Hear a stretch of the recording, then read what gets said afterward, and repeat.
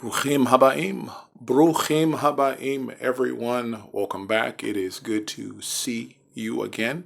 I want to come back with a video today to briefly discuss a little bit of this week's Torah portion, which is called Shlach Lecha, or Sin for Yourself. Okay, and I also want to discuss, of course, a cognate in particular, a cognate that is comprised of the letter Tav and the letter Resh. The letter Tav and the letter Resh. Tar, okay? Tar.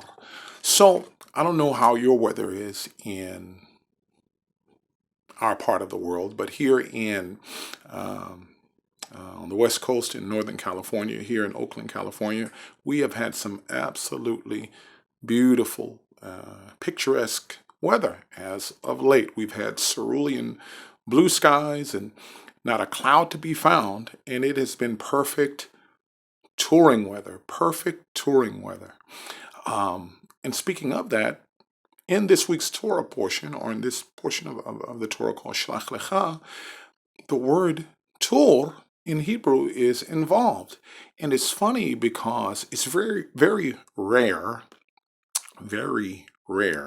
that Hebrew words and Latin and or English words overlap. But in this case, we actually run across one. Tor, okay? Tor. And we're going to talk about that word, its significance, and then finally, we are going to discuss the relationship between entering into the land, of course, which is his rest, okay, and the heart, the human heart. What was it that stopped Israel from entering into the land? So how do we find this out? Well, first thing we're going to do, it's very important, always remember this, we're going to go straight to the Torah, okay? And I just want to read from chapter 13, verse 1. Chapter 13, verse 1. And the word that we're looking to hear, okay, shomea, is the word tur. Raise your hand when you hear it, okay? As if I can see you raising your hand. All right, so here we go. Bamidbar, or Numbers, chapter 13, verse 1, reads as follows. Vaydaber Adonai el Moshe lemor, shlach lecha anashim vayatoru et haaretz Kna'an asher ani noten livnei Yisrael ish echad lemate avotav tishlachu kol nasi vahem. So he's saying, the Most High he speaks to Moshe, or to Moses, and tells him to send for yourself anashim, men, people, okay, a member, the male leader of each one of the tribes, the prince or the creme de la creme of each tribe, and send them Lator, to search out the land. Okay, search out the land.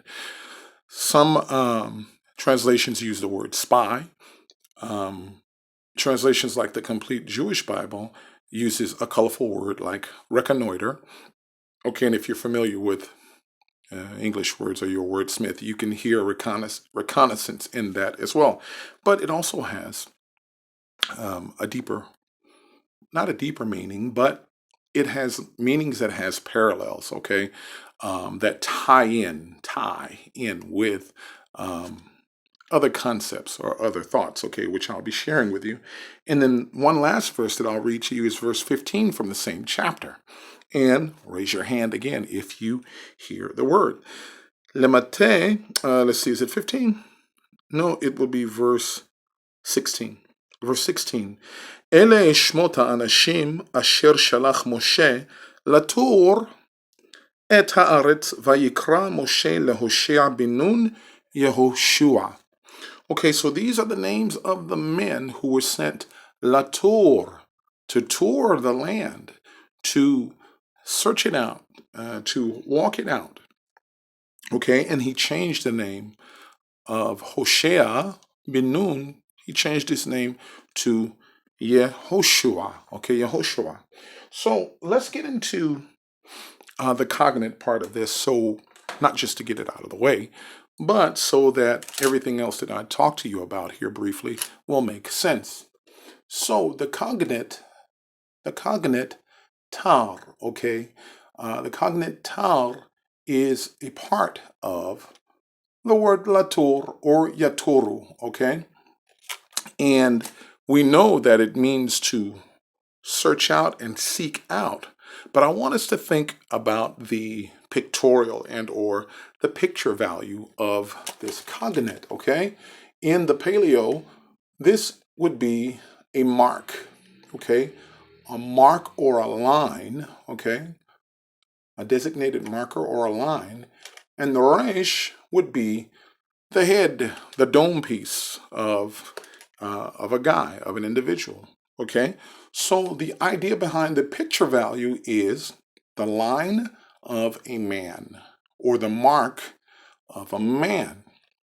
Okay, and latour, or to do this verb to tour, is to walk out or cordon off a specific area in, once again, a cyclical or a circular like sweeping motion, and you are to walk and line it off. Okay, so not only are you reconnoitering it, not only are you searching it out, you're marking it off for yourselves. Okay, you're marking it off for yourselves. Okay. I also mentioned that there were some, or that there would be discussion about a parallel between the land or the rest that the Most High promised, and also the human heart. Okay. What was the thing that stopped the Israelites from going into the land? What was it that prevented our ancestors from entering into that rest? What was it so terrible that they did that would not allow them to enter? And I wrote down a few notes with respect to that. One of the first things that we will do, we'll take a look to see in the Brit Chadashah what it is that the apostle Paul, the Shaliach Paul or Shaul, what was it that he wrote in Hebrews chapter 3 about this matter? Hebrews chapter 3, verse 12. And it'll start to bring a lot of this to light. It'll make it make sense. So in Hebrews chapter 3, verse 12, he says, "Take heed, brethren, lest there be in any of you what? An evil heart of unbelief. An evil heart of unbelief in departing from the living God. But exhort one another daily while it is called today, lest any of you be hardened through the deceitfulness of sin. For we are made partakers of Messiah if we hold the beginning of our confidence or our faith steadfast until the end." Steadfast like the arms of Moshe. Verse 15, "While it is said, today, if you will hear his voice, harden not your hearts as in the provocation." Verse 16, "For some, when they had heard, did provoke. Howbeit not all that came out of Egypt came out by Moses. But with whom was he grieved for 40 years? Was it not with them that had sinned, whose carcasses fell in the wilderness? And to whom sware he that they would not enter into his rest? But to them that believed not." So we see heart of the matter here, you guys. Verse 19, so we see that they could not enter in because of unbelief. They could not enter in because of unbelief. Okay, so the sin that was committed that was so great was the fact that they doubted. Anything that is not of faith is sin. Remember that verse? It's one thing to doubt your fellow man, one thing to doubt your spouse or whomever, but to doubt Borei Haolam, the creator of the universe, to doubt him. And in the immediate backdrop was all of the miracles that had been witnessed, all of the power that he had displayed. Okay? His presence in the midst of the people, okay, made manifest day and night, cloud and fire, and to get right at the gates and decide to question him. And they use colorful words in the Torah like lu matnu b'mitzrayim. If only we had died in Egypt. Lu matnu b'midbar hazot. If only we had died in this wilderness. Would it not be better for us to go back to Egypt? Okay, Stockholm syndrome, to go back to Egypt. And they actually appointed an individual. Can't recall if he was named or not, to turn around and to go back to Egypt. Okay, so again, looking here at my notes here, a couple of parallels. What are the parallels, or what side by side things would we put up with respect to the land versus the heart? So think about this. The land, according to the Torah, zavat chalav udvash, it flows with milk and honey. Remember the 7 species, right? It had fortified cities. Now, don't get triggered. That might sound like a bad thing, but fortified cities is not a bad thing. Wait for the rest of it. It says that they would dwell in houses that their hands had not built. They would also eat from vineyards that their hands had not planted. Okay, Yud-Heh-Vav-Heh, would drive out their enemies, and these places would be there waiting for them. Okay, sure, inside the land they had enemies on all 4 cardinal directions, including the Amalekites. They had them there as well too. There were giants in the land, okay, in the whole 9, but it does not matter.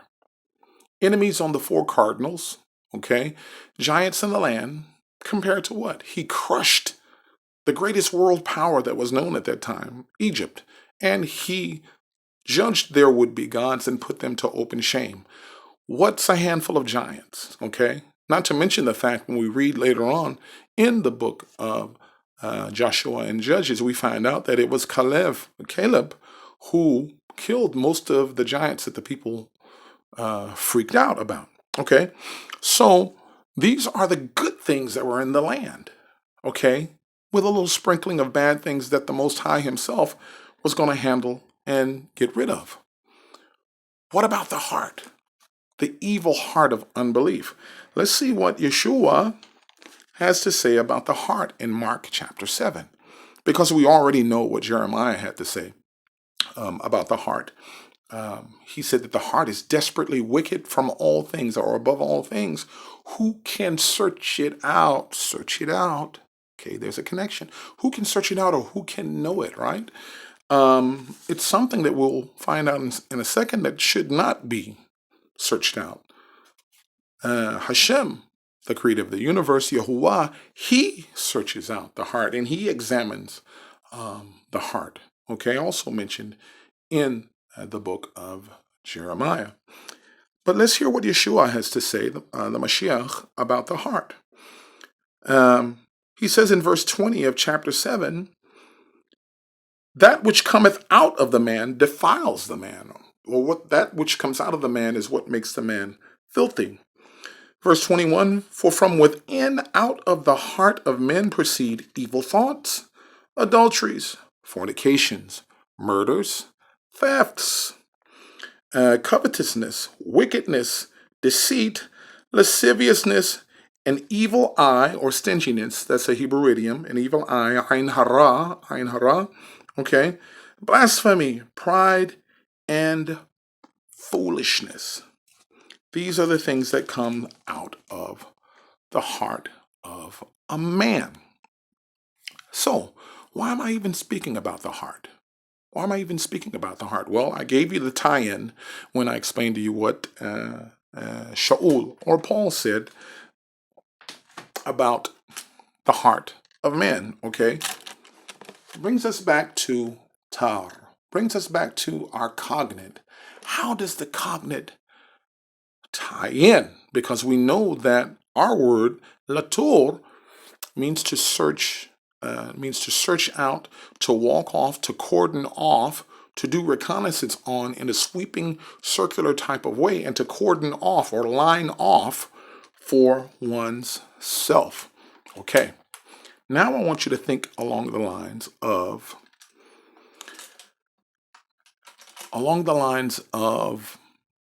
releasing and or setting free. What is your place and my place in Israel, within the nation today, which will eventually turn into our role or our place in the unified nation when Mashiach comes and sets everything in order? What is our place, or how do we determine that place? How do we get to that place? How do we enter in? We don't enter into his rest by way of having a wicked or sinful, unbelieving heart. But there's another thing that we can look at. If we look in this week's Parsha, you guys, just a little bit later in the chapter, we can go to chapter 15, where tassels are involved. Tassels are involved. And it's funny because I have to tell you, no names to be called because that's not my style. I'm not that type of person.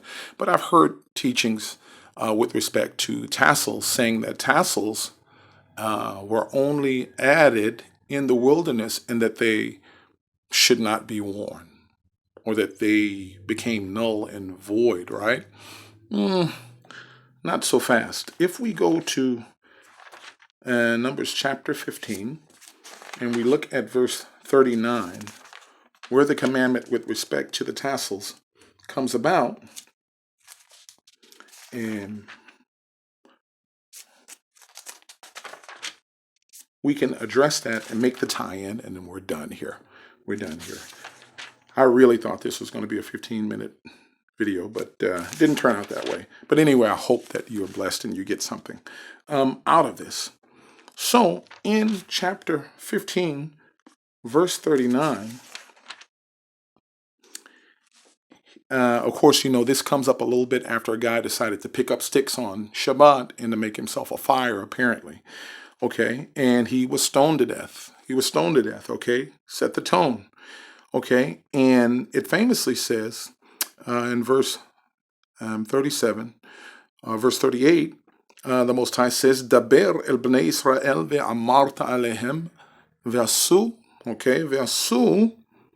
lahem tzitzit al kanfei vigdehem. They will make for themselves on the borders of their garments, borders, something that you walk off, borders, okay, of their garments, they will make tzitzit. What else about them? Or how long? Ledorotam, throughout their generations. Okay, v'natnu al tzitzit hakanaf petil tchelet, and they will put at least one string of tchelet, or a blue, purplish, no one's really exactly sure, but it is a blue or purplish colored string in with the rest of them. Here's the part about the heart, you guys. Okay, here's the purpose. V'haya lachem letzitzit uritem oto uzechartem et kol mitzvot Yahuwah v'asitem otam. So they will see with their eyes the tzitziot, or the tassels. They will remember all of the commandments of Yahuwah, and they will do them. See, remember, and do. Okay, see, remember, and do. Okay, now here it is. Let me know when you hear our word Torah, because it shows up here, believe it or not. Wow, okay. It says, Velo tatoru acharei levavchem ve'acharei anechem asher atem zonim acharechem. And don't tatoru. Don't release. Don't unravel. Okay? Don't search out after your heart and after your eyes, which you use to whore after them. And what's implied are idols or other would-be gods. Idols or other would-be gods. And it uses the word zonim, to whore after them, okay? So it says don't, lo tatoru, don't turn after. You usually see it translated as, okay? Don't turn after your heart, okay? But the connection that I want to make here is something that we find in the book of Job, okay? With the same cognate, tav, resh, only one occurrence, okay? I'm not telling you that 1,000% sure that the word that you find in Job and chapter 6, verse 9, that 1,000% sure that it's related. But what I can tell you is that we have nothing else to compare it against.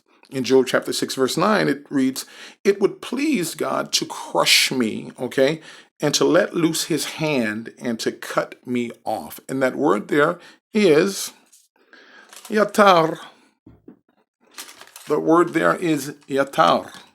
And it does not appear,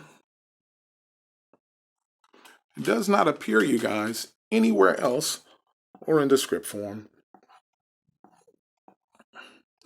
It does not appear anywhere else, again, in this form.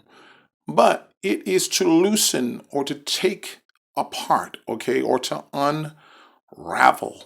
To loosen, to take apart, or to unravel. So we've talked about walking, okay, touring, to tour, or to reconnoiter, or to spy out, or to walk off and mark off borders for oneself. We talked about the borders of your garments that should have tassels, right? For the purpose of you to see them, remember, and to do the commandments. One final piece I'm going to leave you with is this, and it is a matter of halakha that most people don't recognize, okay? They don't recognize it because it's kind of been hyper-spiritualized in our church experience. But in Matthew chapter 18, how perfect is that? Verse 18.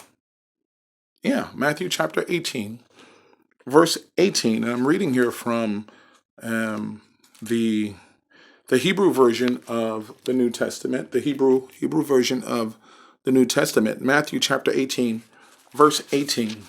And I should have used my bigger one because this one is teeny tiny and I can barely see it. Yep, with age comes challenges. So this is right on the heels of Yeshua saying that if there's an ought with your brother, deal with him directly, right? Deal with him directly, and try to iron it out, and how many offenses should you take? You should forgive 70 times 7 in the whole shebang. So this is a matter of halakha and how to walk.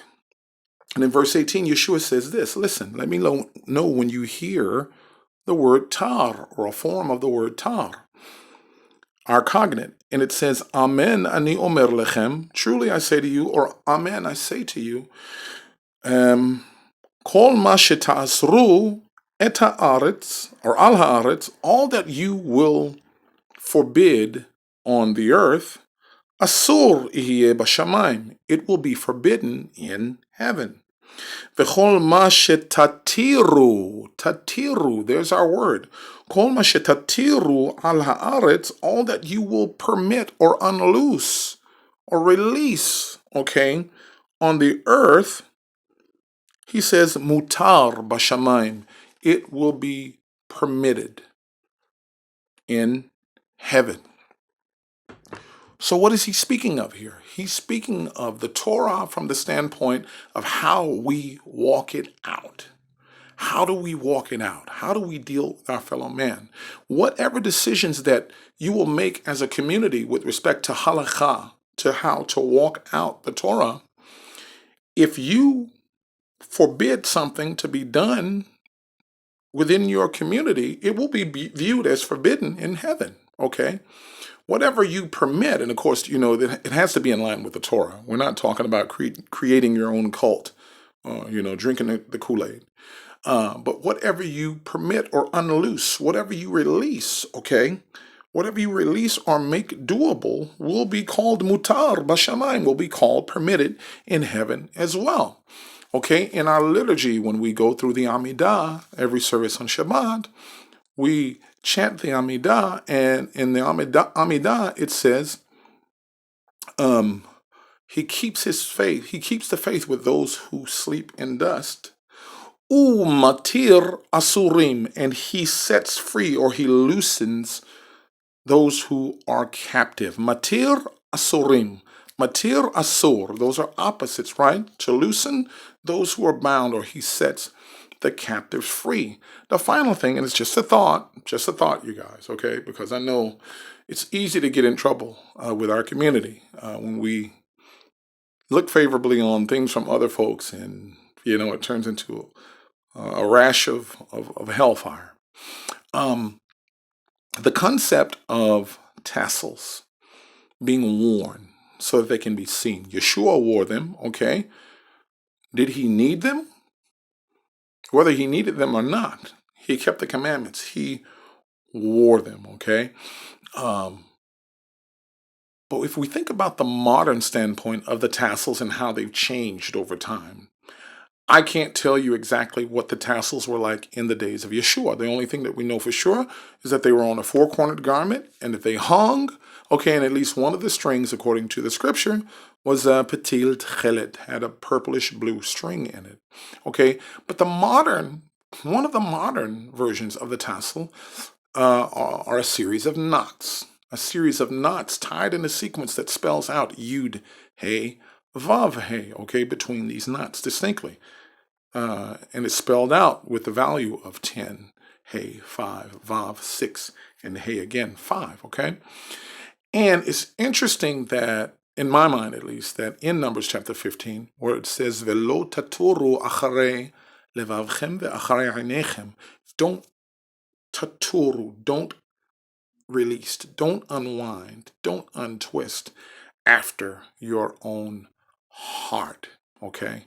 It is the heart, okay, you guys, of man that is inherently evil, desperately wicked. And you heard what Yeshua said in Mark chapter 7 about the heart. Only Yud-Heh-Vav-Heh can search out the heart. This is why he wants to be the king. He wants to sit on the thrones of our hearts and rule from there.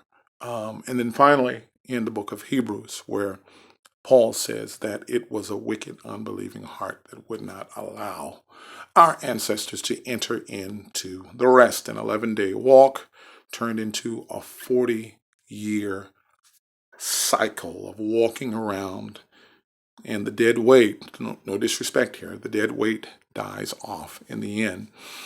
And the women and the children, the ones who that they were afraid of would die,